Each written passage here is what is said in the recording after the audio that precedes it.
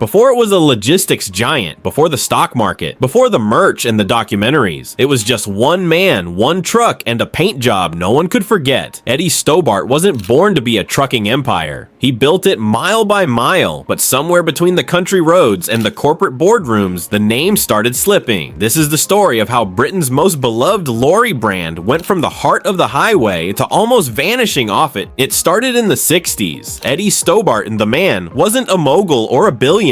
He was just a guy with a green truck and a hunger to get things moving. His first rig was hauling agricultural materials around Cumbria, mostly grain and fertilizer, small-time stuff. But what set him apart wasn't the load, it was the look. The truck was always spotless. The lettering was sharp. People noticed, and that was the beginning of something no one saw coming. By the 70s, Eddie's son Edward was running the show, and this guy, he was obsessed, not just with trucks, with image, presentation, branding. Every Stobart lorry had to be clean. Drivers wore uniforms. Trucks had names, actual names like Emma Jane or Angelica Jade. It was unheard of in the haulage game. While other firms were covered in grime and oil, Stobart rigs rolled up like showroom pieces. Kids started spotting them on the motorway. Families kept score. There's another one. Became a national game, but it wasn't just about looking pretty. Behind the scenes, the Stobarts were building a logistical machine. They picked routes that made sense, hired drivers that took pride in the job, built a reputation for reliability, and in the UK haulage world, where breakdowns and late loads were the norm, that meant something. Clients trusted them, supermarkets, suppliers, anyone who needed something delivered on time,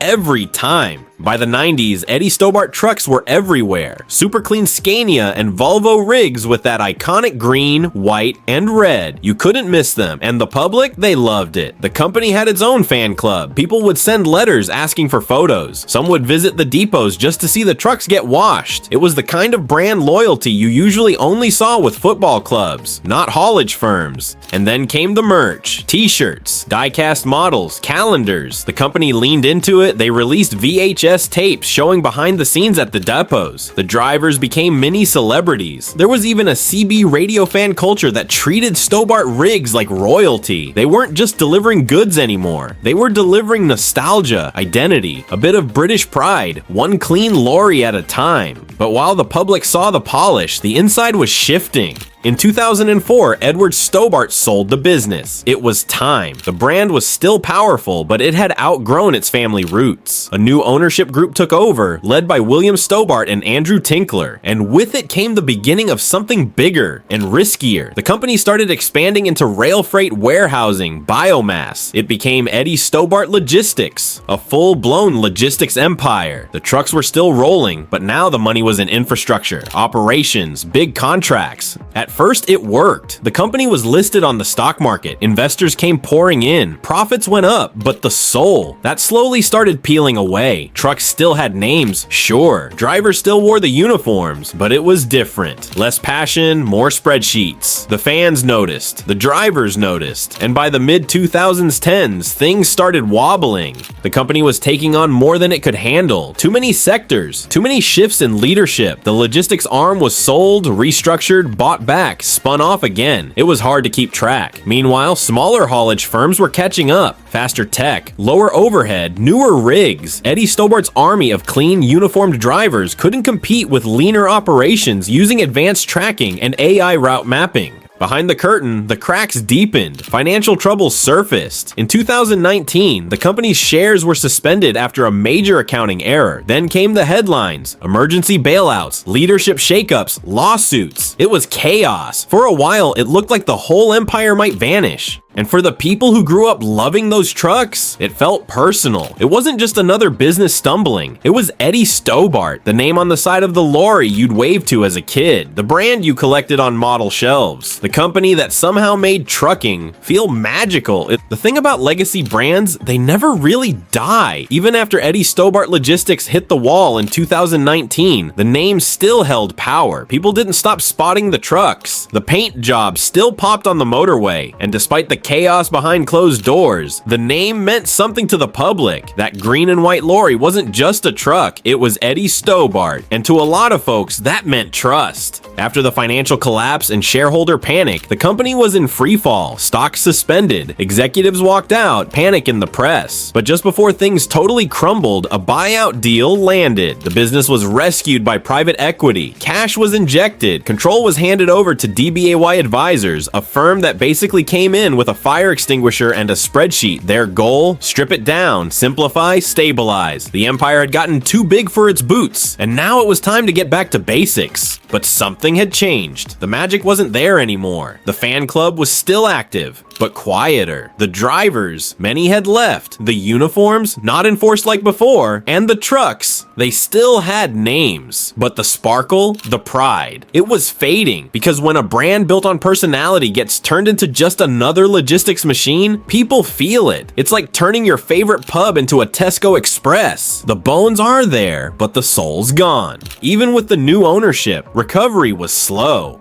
Eddie Stobart, the company, was technically alive, running trucks, managing warehouses, shipping goods. But Eddie Stobart, the idea, the national treasure, that was on life support. And in the background, other hauliers were growing fast. DPD, Hermes, Amazon's in-house fleet. These guys weren't worried about paint jobs or catchy names. They were focused on raw efficiency, algorithm-driven routes, 24-hour operations, driverless tech on the horizon. Meanwhile, Stobart was stuck between its legacy and the future. Too big to pivot fast, too famous to disappear quietly. In 2021, the brand name itself, Eddie Stobart, was sold off again, this time to Kalina Group, a major player in logistics. They took over the truck operations, keeping the fleet alive under a new umbrella. For the first time, the trucks you saw on the motorway with Eddie Stobart down the side weren't actually owned by Eddie Stobart Logistics anymore. They were just branding, a skin. The identity was now licensed, a relic. And that's when it hit most people. The rise was over. The golden era, gone. Stobart wasn't a family-run icon anymore. It wasn't a quirky, clean Lorry cult. It was a name on a spreadsheet attached to a truck being run by people who never knew Edward or Eddie or what those names once meant.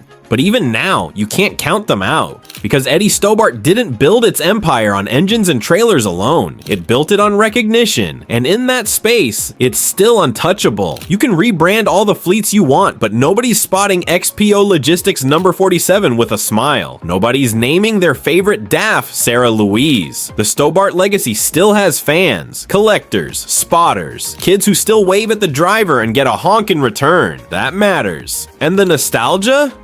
It runs deep. Model kits still sell, merch still flies, YouTubers make tribute videos, former drivers swap stories in Facebook groups, and somewhere, parked on a lay-by, there's a guy in a high-vis sipping tea in a spotless FH16 named Grace Elizabeth, because that's how it's always been. The fall didn't erase the legacy, it just changed the game. Eddie Stobart is no longer the indie darling of British haulage. It's corporate, polished, muted, but the roots are still there, deep in the culture, buried under layers of logistics spreadsheets and financial headlines. It's no longer about who owns the company, it's about what the name meant, and still means. Maybe we'll never see a full comeback, not the way it used to be, but as long as there's a motorway, a green truck, and a name printed across the cab window in red serif font, Eddie Stobart will never really disappear. Eddie Stobart was never just a trucking firm, it was a movement, a national icon dressed in green and white, hauling pallets and memories down the M6. And even though the empire stumbled, the name still rolls on. Through vintage shows, through die-cast collections, through the rearview mirrors of drivers who still remember what it meant to wear that uniform. Some brands fade, some brands crash, but the great ones, they keep moving, even when the engines changed.